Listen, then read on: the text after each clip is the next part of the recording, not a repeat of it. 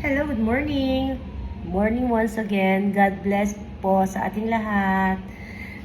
Today po, magre-ready naman ako ng breakfast ko na medyo hindi masyadong healthy. Pero, syempre, i-combine na natin ng medyo healthy. Like po nitong aking kamatis, aking pipino, 2 peraso, at ang hotdog. Si hotdog po. At syempre meron tayong cheese. Nandito pa rin ang ating inuman sa umaga. Drinking water. So, ang nangyari po, eto na.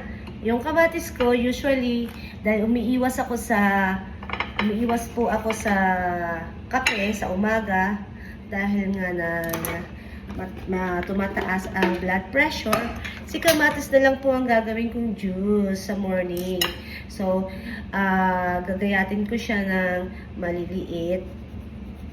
Cubes ko lang siya. Tanggalin ko yung tangkay, ay yung punong ganyan.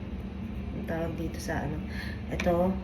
Tapos gagayatin ko siya ng maliliit na kayang ikutin ng blender, ng ordinary blender. Yan. Ay, hindi kita ang blender ko. Yan. Yan, ginayat ko na siya. Yan. Simple lang. Kasi lalagyan mo lang siya ng drinking water. Okay. And then, lagyan na po natin. Ang magiging result po niyan, ang gagawin ko, sasalain ko na lang siya, si kamatis, at iinumin ko yung juice. Damihan natin na konti.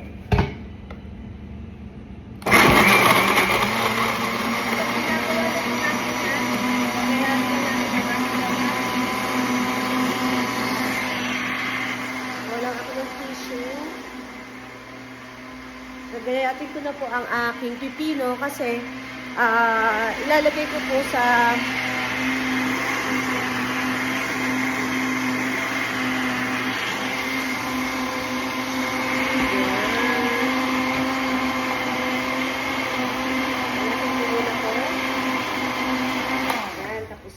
So, meron na tayong juice, tomato juice. Lagay ko siya dito sa laing basa ko na ito. Yan, tapos,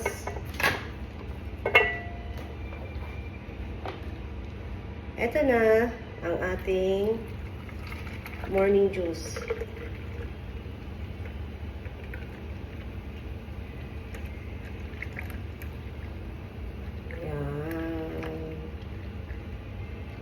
Ito nga.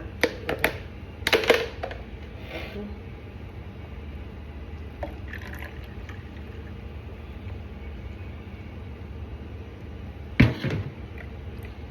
So, yung hotdog po, ito yung kinalabasan niya nung niluto ko siya sa air fryer. Yan. Ito na po.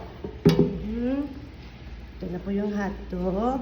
Pwede rin naman po siyang ilaga, pero may air fryer tayo sa bahay. Ito na. Ito na po yung kinalabasan niya.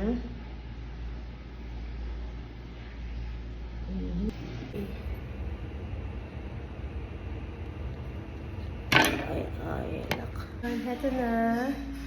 Okay, ito na po yan. Nilagyan ko siya ng cream cheese, yung tinapay. Nilagyan ko na ang hotdog at saka ang aking pipino, cucumber, and the tomato juice.